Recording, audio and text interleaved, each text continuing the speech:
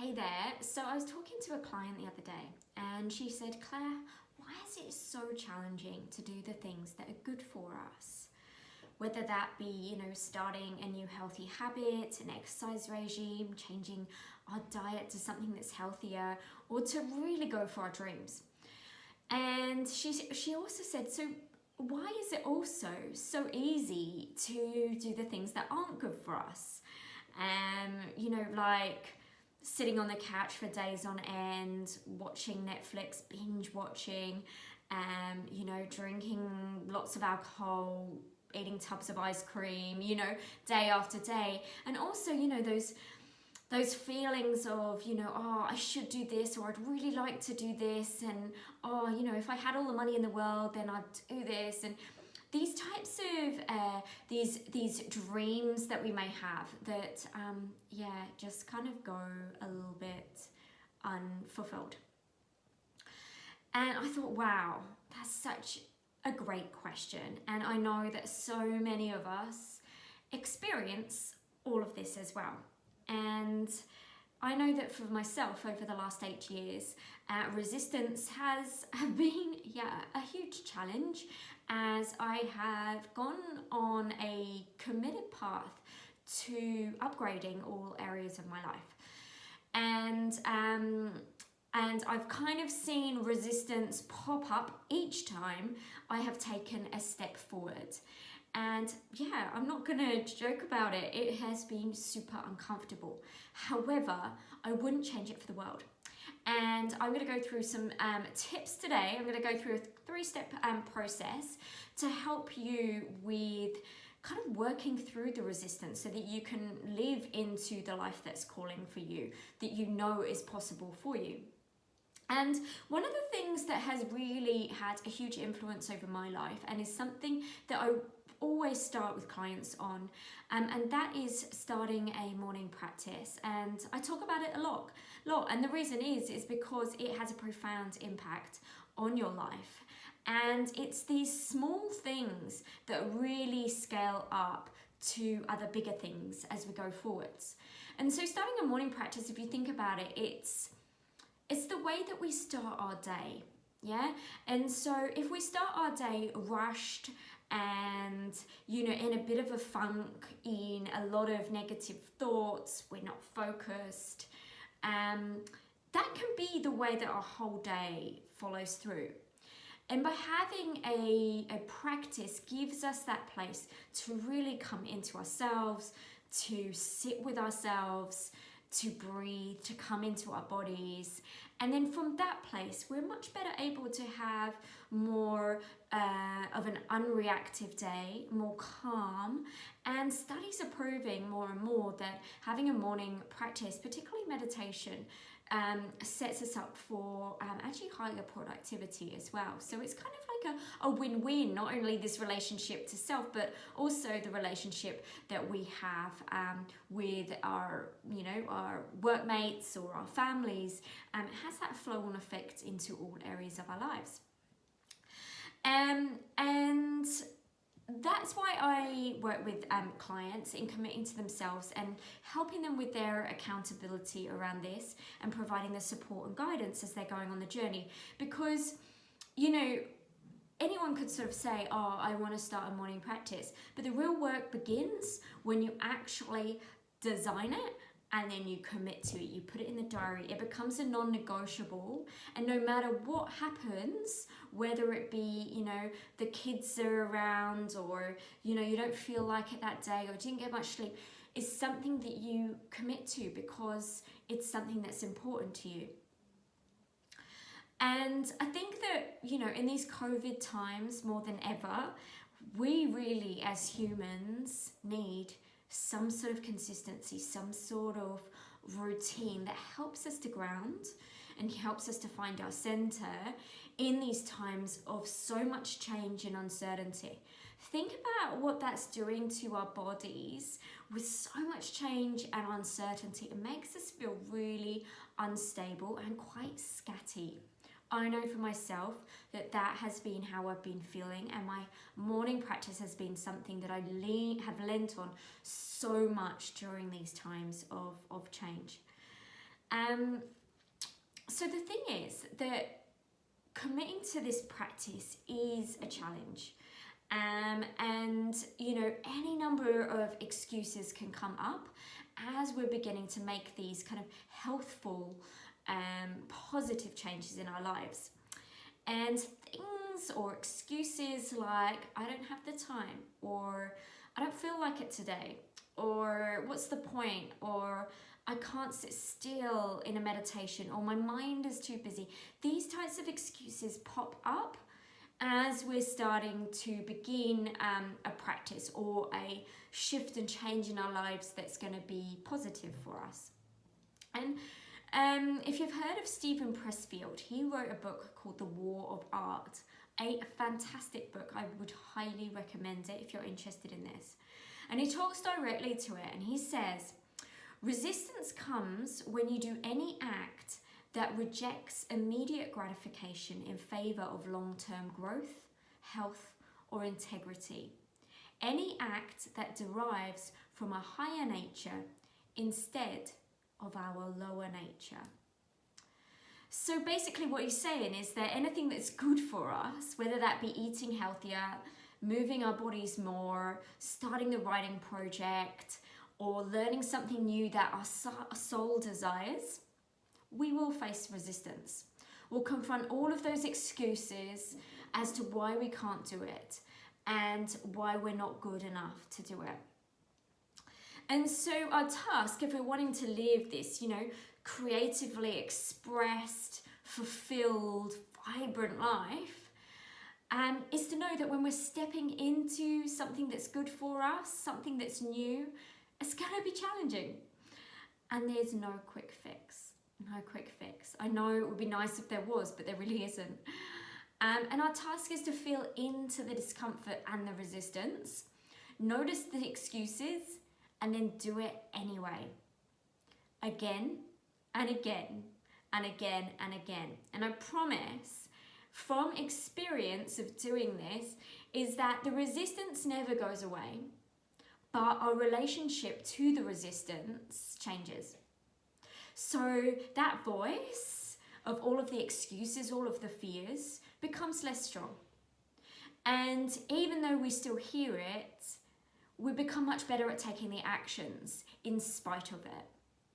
This is massive, guys. This is so huge. This literally changes your life. And I'm super passionate about it because, this is it. This is the thing, or one of the main things that's keeping us from what we truly, truly desire. Okay, so this has happened to me a lot in my life over the last 8 years, as I mentioned. And, you know, it happens every time I take a step up. And the first time I suppose I really noticed it was when I did my yoga teacher training in India about 6.5 years ago. And I really wasn't prepared for the onslaught that a 200-hour Ashtanga teacher training in India was gonna be. Particularly for someone who I wasn't practicing yoga on a really super, everyday basis. I was kind of a bit of a dabbler, to be honest. And so I remember, it was either the first or the second day, I did a forward fold in the morning after having, it was about 5 o'clock in the morning, we're done chanting for the last sort of 45 minutes. And I remember doing this forward fold. And in India, when you do yoga, there's no music, there's no distractions. It's just you, your breath, and your body. That's it. And I folded forwards, and I remember hearing this voice that said, "What the hell are you doing here, Claire? You're not strong enough. You're not flexible enough. You're not spiritual enough. You're not committed enough. You're not meant to be here." And I went, wow. Oof. And then another voice came up and it said, "Who do you want to be, Claire? Do you want to be that person that quits?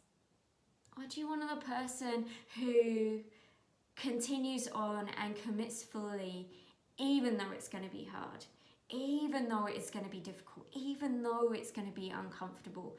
Who do you want to be?" And in that moment, I made the choice to follow the latter, to commit 100% to myself, because this mattered. This mattered to me more than anything at that moment. And so that is, making that decision was what helped me to move through all of the resistance that I felt over the next 4 weeks. Does that resonate with you? Like, is there a moment that you've had where you could see almost that sliding doors moment, when it's like, who do I want to be? Do I want to be that old self of the quitter, the person that runs away, the person that avoids the things that are challenging, the things that are different? Or am I going to step up? Am I going to go ahead for my dreams? Because you know what? I deserve it, and I'm worthy of it, and I'm ready to go for it. At every moment in our lives, we get to make that decision. And each of these small decisions, even like starting a morning practice, is like that. It's like, can I commit to this one thing? If I can commit to that, what else is possible? What else can I achieve? We start small, and then things grow from that place. Stephen Pressfield also says, the more important an activity is to your soul's evolution, the more resistance you will feel towards it. In other words, the more fear you will feel. Whew. That was a big one for me, because as I've stepped into a life that's following my soul calling, that feels so true and so real to me, it has not been easy. And I think in the spiritual community, there's a lot of people that say, well, when you step onto your path, things just flow. It's just, it's so easy. And I haven't found it to be the case. I've found challenge upon challenge upon challenge that I have faced. But you know what? My why, my reason for doing it, my commitment is so strong that no matter what it takes, I'm going to keep showing up. And this is the place we want to get to in order to achieve what it is that we want to achieve, whether that is to get fitter, whether that is to start a meditation practice, whether that is to eat healthier, or achieve a bigger goal, or live into the dreams that are calling us. And Tony Robbins, he's famous for saying, people will do more to avoid pain than they will to gain pleasure.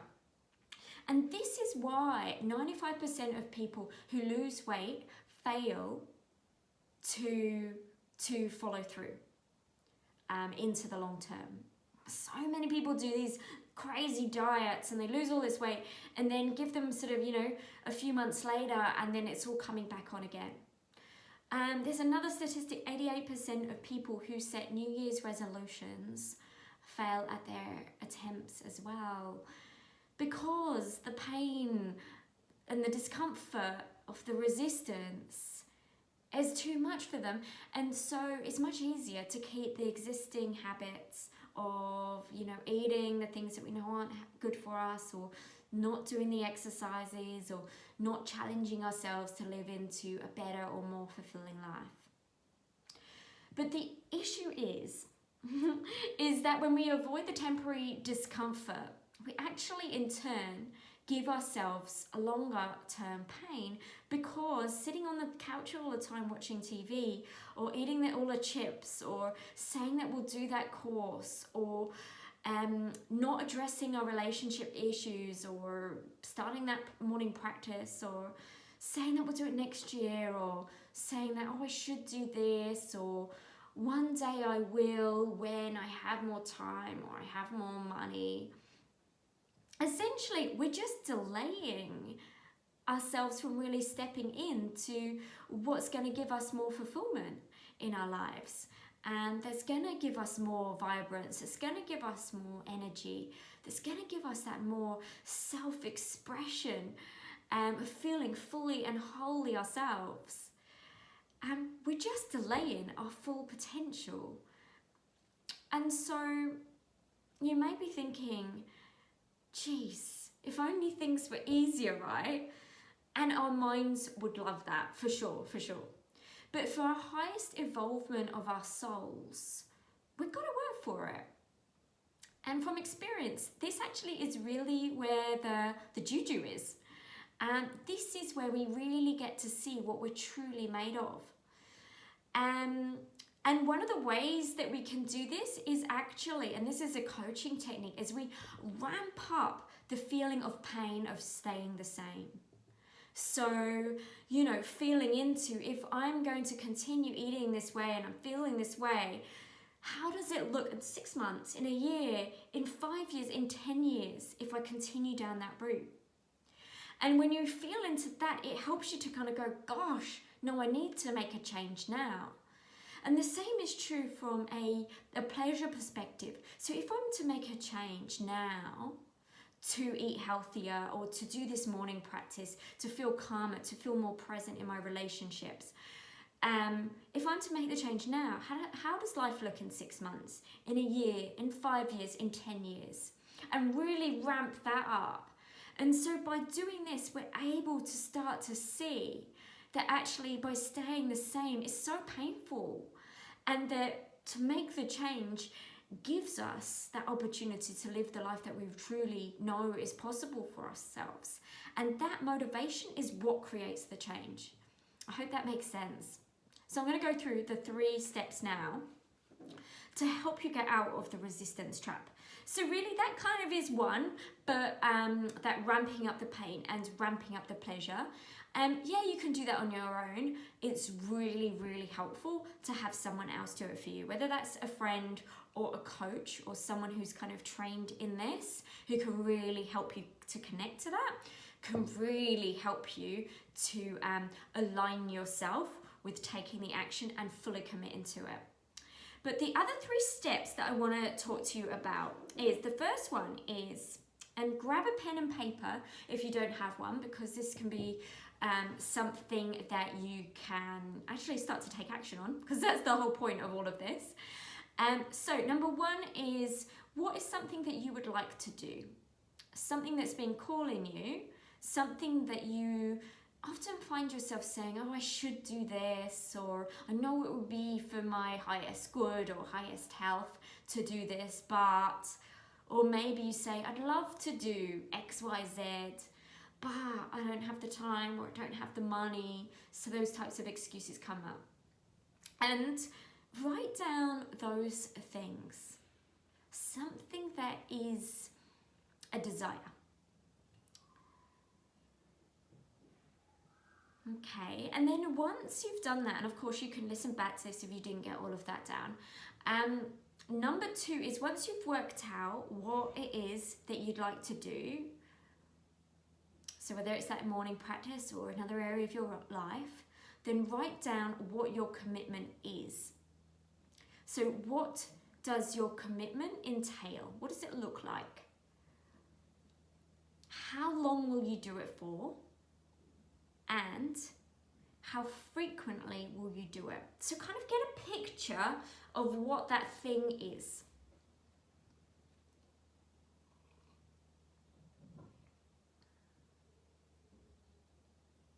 And then number 3, write out your why. Why do you want this? What is it going to give you? How do you want to feel? When you achieve this thing, when you are practicing this thing, when you're eating healthier, when your relationships are just blooming, how does that feel for you? What does that give you? And then writing those things down. And then keeping this why really close to you. This is such an important part. And so then when you have worked out what that thing is that you're going to commit to, and you can even write like a commitment statement as to what it is that you're going to commit to, then write out the first actions point. Like what are you going to act on to get you closer to that thing? What are you going to commit to? How regularly are you going to commit to it? You can even pop it into your calendar to make sure that it actually happens. And then once you've got that, take your why statement and have it somewhere. So have it somewhere where you can read over it and connect to the feeling that you want to feel as a result of achieving and feeling into that new way of being. Because when the going gets tough, and as you start to take these steps to making the change, and the resistances come up, all of the excuses, all of the fears, you need to connect back to why you're doing it. Otherwise, it's so easy to quit on yourself. And that's how we start to make the changes in our lives. Those tough changes, that's how we commit. And we keep coming back. And then the next time there's something that we want to commit to, we practice again in exactly the same way. Now, this is always more fun with friends or with an accountability partner or with a coach. This is something that I work on with clients.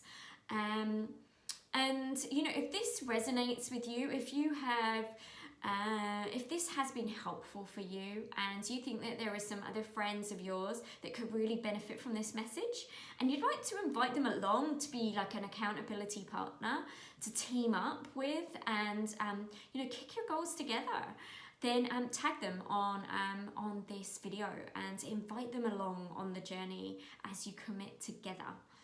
And you know, let's cheer each other on as we blast through the resistance together.